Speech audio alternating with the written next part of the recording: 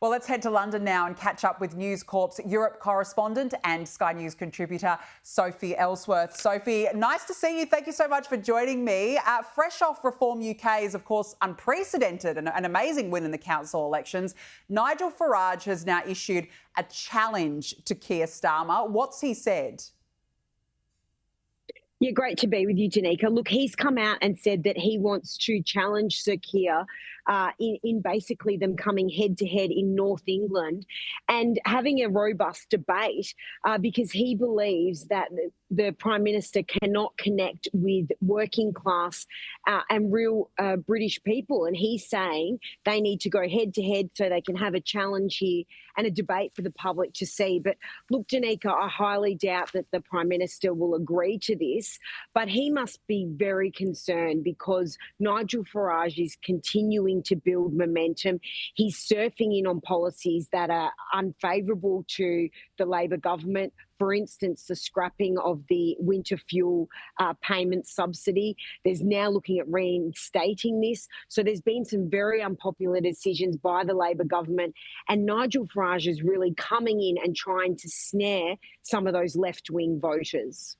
Yeah, clearly, I would say as well, Soph, that the internal polling must be pretty bad right now for Keir Starmer. He must be very, very worried.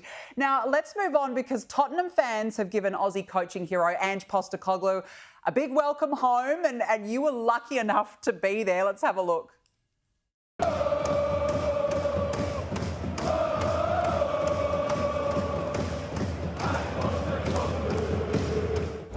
Brought home a cup for the supporters and all of us, and we've now got to give him a chance to see if he can prove himself in the next year.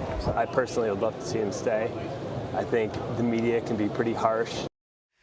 Gee, I reckon, Sophie, you've got the best job in the world. You're at every single fantastic event, I've got to say. But how good for Ange Postecoglou? You know, aside from so much criticism he's received in the past, he's now a hero on the world stage. Well, look, Danica, I was very fortunate to be at the street party in North London at Tottenham, where their home stadium is on Friday after they won the Europa League title. And the fans were going absolutely berserk for Ange Postecoglou. They're chanting his name on repeat.